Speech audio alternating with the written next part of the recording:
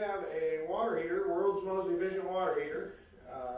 Can save quite a bit on people's electric bills. It's a sphere.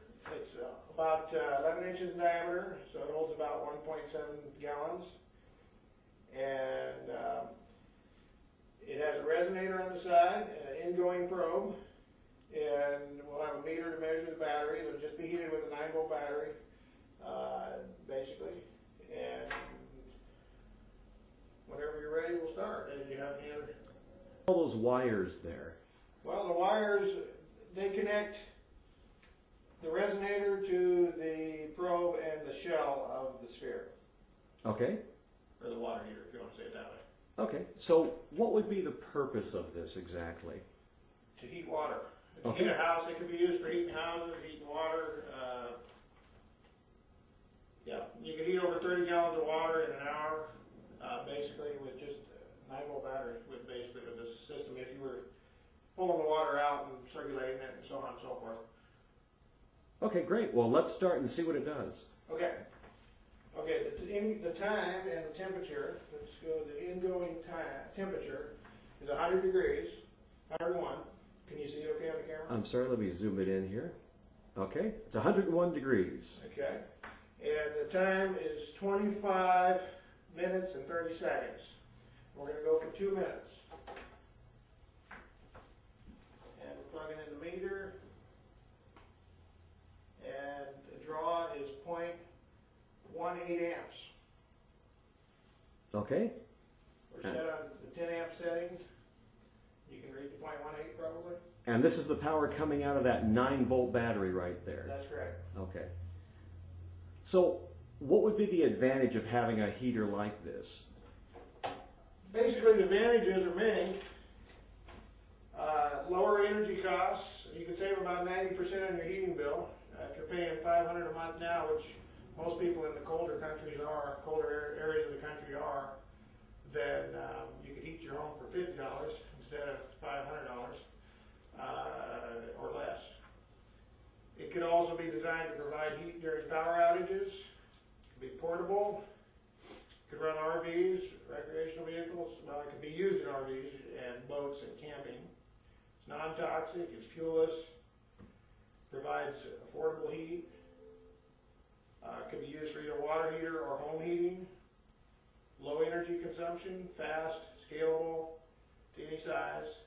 Inexpensive, easy maintenance.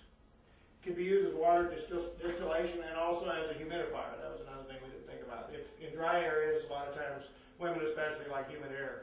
So this would actually could be made to put out a little bit of humidity into the room as well as heat. How did you come up with this idea?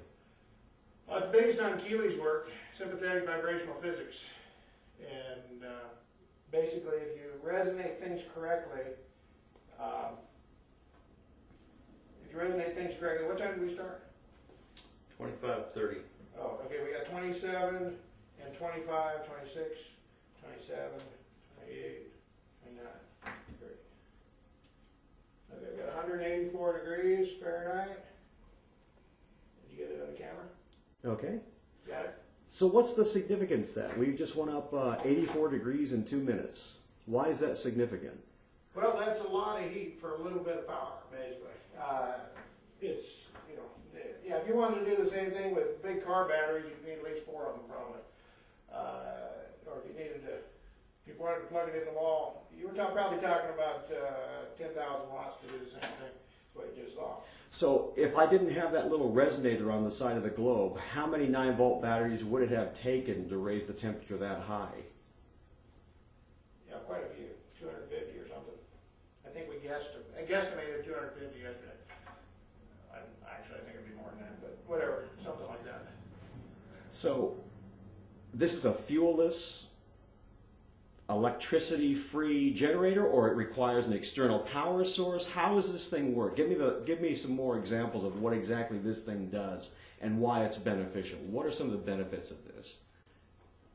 Well, you can run houses as far as heating them goes. You can run, you know, you get rid of furnace, you get rid of the hot water heater.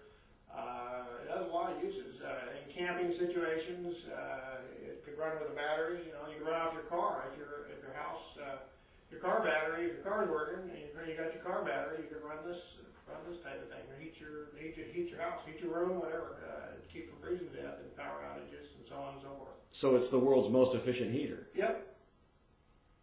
Fantastic. Can we see what's inside? Yeah, let's take it apart.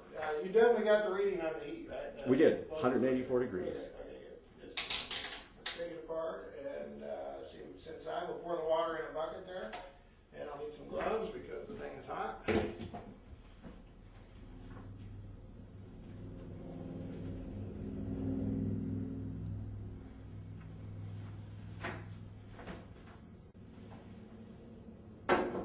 Now that we're done, we don't have to worry about the tuning. Here's the sphere. I don't know, I mean the inside of the sphere, the probe. I don't know if you can see the steam coming off or not. Can you see it on camera? Maybe not. Maybe against, well, whatever. Oh, maybe right here. See it? There you go. Okay, see it? Yeah. Okay.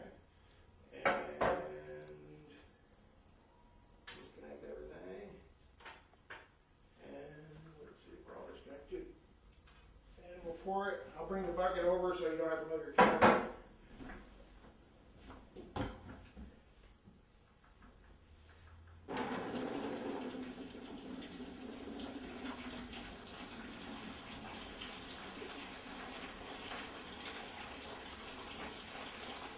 Now I bet you can see the steam, right? Perfect.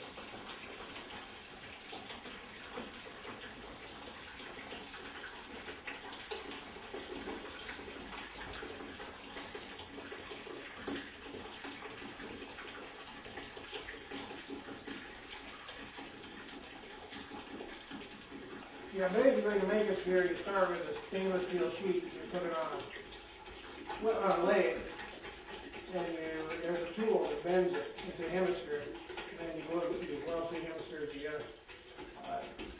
Jim was asking about that earlier. Any other questions or thoughts? Yeah.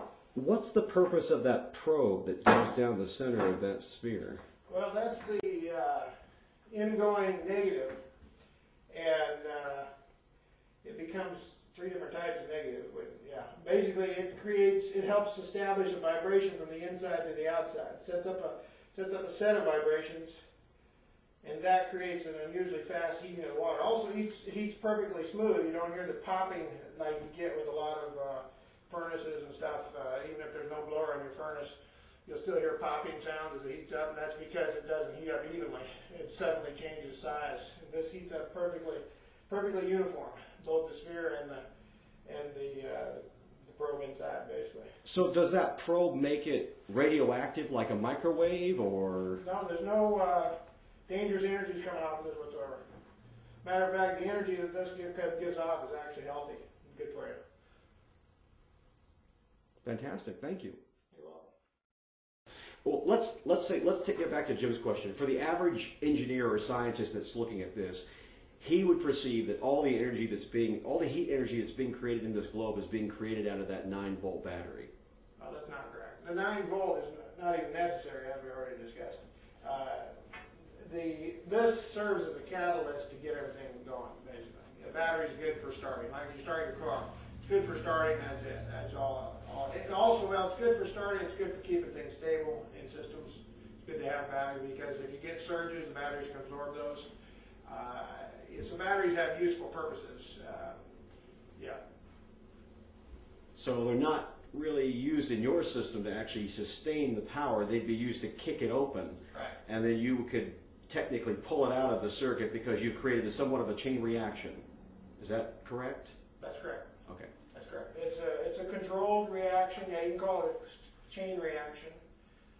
Yeah, they did a movie a number of years ago, Chain Reaction, and I think we're all saying it, where the guy figured out how to make hydrogen from water in a really efficient manner, and that's a good analogy and a good even for this. You can make hydrogen instead of heat if you want to. You can make electricity instead of heat. Change things enough. Oh, go ahead, please. You've been talking about making a very efficient water heater, but it seems like really solve the world's energy problems, which is a bit more significant than just a water heater. Yeah, well, we're not the first ones to do it, but Tesla did this stuff years ago, and so did Keeley. But yeah, we have solutions. That's what world improvement is. Technologies and world improvement.